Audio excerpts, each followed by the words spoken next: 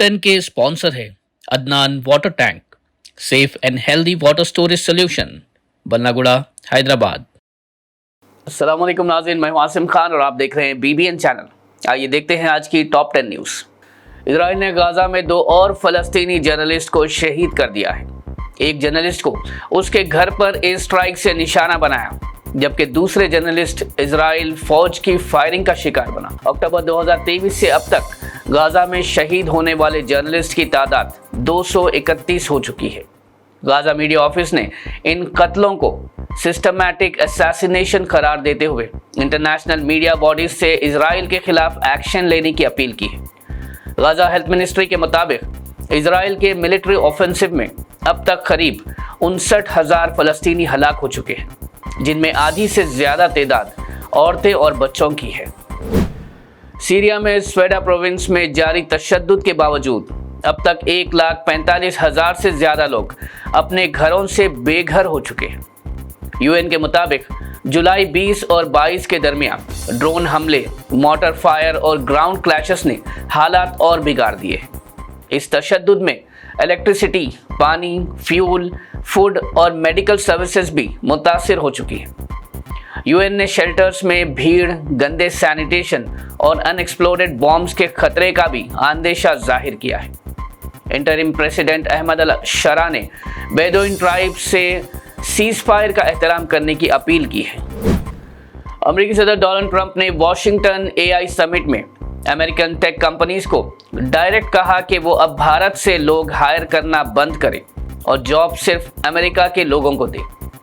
Trump ने Google, Microsoft और Apple का नाम लेते हुए उन पर इल्ज़ाम लगाया कि ये कंपनीज अमेरिका की आज़ादी का फ़ायदा उठाकर फैक्ट्रीज चाइना में लगाती हैं, वर्कर्स भारत से लेती है और मुनाफा आयरलैंड भेजती है। उन्होंने कहा कि वो दिन अब ख़त्म हो गए हैं और अब सिर्फ अमेरिका फर्स्ट पॉलिसी चलेगी। पाकिस्तानी वज़ीर-ए-आज़म शहबाज शरीफ ने एक बार फिर भारत के साथ मीनिंगफुल डायलॉग की दरख्वास्त करते हुए कश्मीर, पानी की तकसीम और क्रॉस बॉर्डर टेररिज्म जैसे मसाइल हल करने की बात की है। ये अपील उन्होंने ऑपरेशन सिंदूर के बाद रीजनल टेंशन्स को कम करने के लिए की, मगर भारत ने इस रवैये पर शुबहा का इजहार करते हुए कहा कि पहले भी ऐसे पीस जेस्चर्स के बाद धोखा हुआ है। भारत का कहना है कि जब तक पाकिस्तान टेररिज्म के खिलाफ कंक्रीट एक्शन नहीं लेता, तब तक किसी भी डायलॉग का सवाल पैदा नहीं होता। भारत ने गाजा में फौरन सीज फायर का मुतालबा करते हुए कहा है कि सिर्फ मुख्तसर और बेतरतीब वक्फे से इंसानी बहरान का हल नहीं निकल सकता।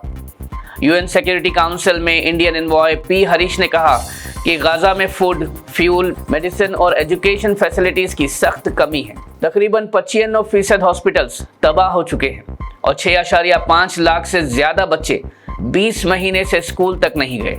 भारत ने आने वाली UN कॉन्फ्रेंस से उम्मीद जताई है कि वो 2 स्टेट सोल्यूशन की तरफ प्रैक्टिकल स्टेप्स उठाए। सुप्रीम कोर्ट ने 2006 मुंबई ट्रेन ब्लास्ट केस में बॉम्बे हाई कोर्ट के 12 मुलजिमों को रिहा करने वाले फैसले पर स्टे लगा दिया है, लेकिन जो लोग पहले से रिहा हो चुके हैं उन्हें दोबारा जेल भेजने का हुक्म नहीं दिया गया। सुप्रीम कोर्ट ने साफ कहा कि हाई कोर्ट का यह फैसला अभी प्रेसिडेंट यानी कानूनी मिसाल नहीं बनेगा। बॉम्बे हाई कोर्ट ने अपने फैसले में सबूतों की कमी और ATS की इन्वेस्टिगेशन में टेक्निकल खामियों को बेस बनाया था, लेकिन अब सुप्रीम कोर्ट ने इस केस की दोबारा जुडिशियल स्क्रूटिनी शुरू कर दी है।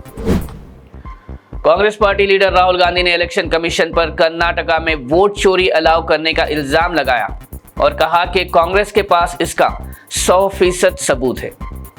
उनके मुताबिक एक हलके में बुजुर्ग वोटर्स के नाम गलत तरीके से ऐड किए गए, जबकि असल 18+ वोटर्स के नाम हटा दिए गए हैं।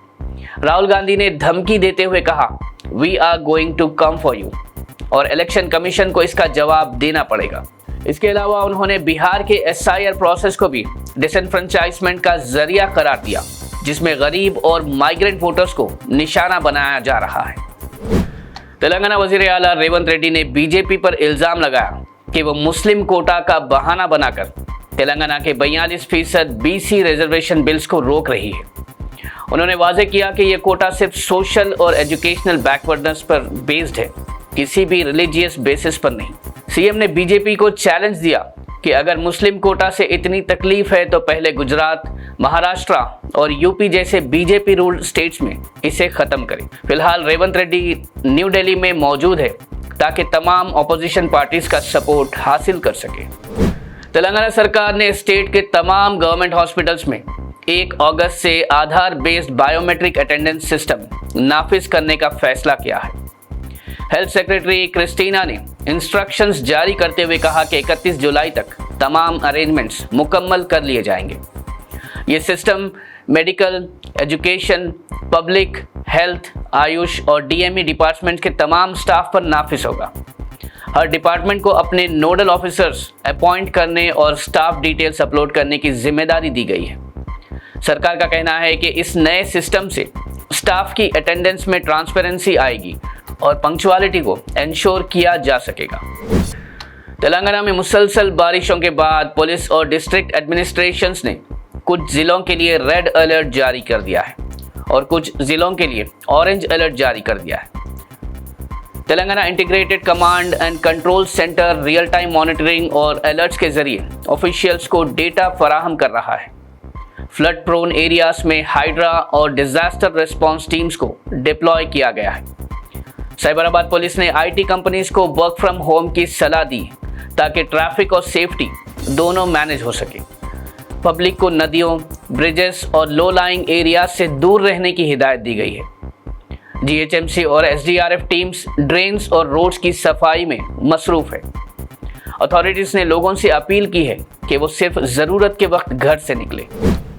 नाज़रीन, ये थी आज की टॉप 10 न्यूज़। देखते रहिए बीबीएन चैनल। मुझे दीजिए इजाजत। अल्लाह हाफिज।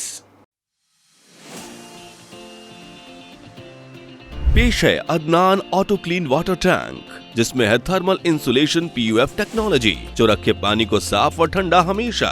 1000 से 1200 लीटर की क्षमता, 100% virgin LLDPE material, 4 layer strong body, auto clean technology, bacteria, काई और फंगस से पूरी सुरक्षा, इजी टू इंस्टॉल, रस्ट और डस्ट से पूरी तरह फ्री। और सबसे खास बात, पहली बार साउथ इंडिया में। तो अब पुरानी टंकी को कहें अलविदा और लाएं घर में Adnan auto clean water tank, clean and cool always.